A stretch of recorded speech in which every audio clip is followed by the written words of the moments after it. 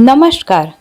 આપણી સારી હેલ્થ અને વેલ્થ માટે સર્વે સંતુ નિરામયા આ શ્રેણી અંતર્ગત આપણે ગૃહિણીનું રસોડું એ જ ગૃહિણી માટે ઔષધશાળા છે તેવા ભાવ સાથે ઘરમાંથી પ્રાપ્ત થતા કેટલાક હોમ રેમેડીઝ વિશેની માહિતી પ્રાપ્ત કરીએ છીએ.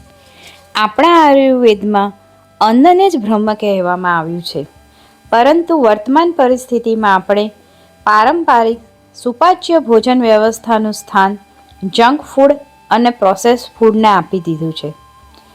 એક જાણીતા વૈદના મત અનુસાર તો હાલના સમયમાં ગૃહિણી જે સમય ઘરે રસોઈ ન કરીને બચાવે છે તે સમય બીમારીમાં વેડફવો પડે છે.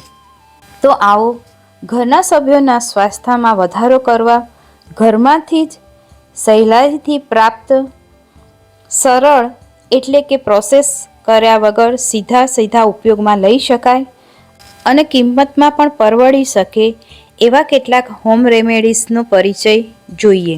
આજે આપણે અંગ્રેજીના મૂળાક્ષર જી ઉપરથી પ્રાપ્ત એવા કેટલાક હોમ રેમેડીઝ જોઈશું. ગ્વાવા એટલે કે જામફળ. મીઠાશની સાથે પોષક તત્વોથી ભરપૂર એવું જામફળ વિટામિન સીનો ભંડાર છે. જામફળને આપણે જામ, જ્યુસ કે જેલીના રૂપમાં લઈ શકીએ છીએ. જામફળના કેટલાક મહત્ત્વના ઉપયોગો. જામફળ વિટામિન સીનો ભંડાર હોય શરદી અને વાયરલ ઇન્ફેક્શનમાં ઉપયોગી છે. જામફળ પ્રોસ્ટેટ અને બ્રેસ્ટ કેન્સરના ભયને દૂર કરે છે. તે કબજિયાતને પણ દૂર કરે છે. પાચનમાં ખૂબ ઉપયોગી છે. જામફળ વજન ઓછું કરવામાં પણ મદદરૂપ થાય છે. જામફળ હોર્મોનનું લેવલ નિયંત્રિત કરે છે. જામફળ દ્વારા આંખોનું તેજ વધે છે. જામફળના ઉપયોગથી ડાયાબિટીસ અને બીપીમાં કંટ્રોલ થાય છે. હવે બીજી માહિતી આદુ વિશે લઈશું. આદુ એ પ્રાચીન કાળથી ભારત અને એશિયાઈ દેશોમાં મરી મસાલામાં અને રસોઈના મુખ્ય ઘટક તરીકે ઉપયોગી થાય છે. આદુનો સીધો ઉપયોગ અથવા તો તેની સૂકવણી કરી સૂંઠ બનાવી અને પાવડર સ્વરૂપે પણ કરવામાં આવે છે. આદુના કેટલાક ઉપયોગો વિશે માહિતી લઈશું. આદુ પાચન તંત્રને લગતી તમામ પ્રકારની બીમારીઓ દૂર કરવામાં ઉપયોગી છે અને શરદી અને ફ્લૂને દૂર કરવા માટે ખૂબ જ ઉપયોગી છે. આદુ ઉલટી ઉપકા જેવી તકલીફો પણ દૂર કરે છે. આદુ કેટલાક ચોક્કસ પ્રકારના કેન્સરોને દૂર કરવામાં મદદરૂપ થાય છે. સ્ત્રીઓમાં માસિક સ્ત્રાવ દરમિયાન થતી પીડાને દૂર કરે છે. શુગર લેવલને કંટ્રોલમાં લાવે છે અને તેનાથી ડાયાબિટીસના ભયને દૂર કરે છે.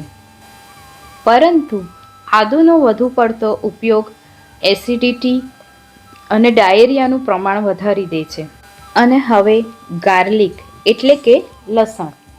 અતિશય તીવ્ર વાસ એ તેની પહેચાન છે. દુનિયાના મોટાભાગના દેશો સુગંધ વધારવા માટે અને ખોરાકને સુપાચ્ય બનાવવા માટે લસણનો મોટા પ્રમાણમાં ઉપયોગ કરે છે. લસણના કેટલાક ઉપયોગો. લસણ શરીરમાંના કફને ઘટાડે છે. શરીરના કોલેસ્ટ્રોલ લેવલને ઘટાડવા માટે લસણ ખૂબ જ ઉપયોગી છે.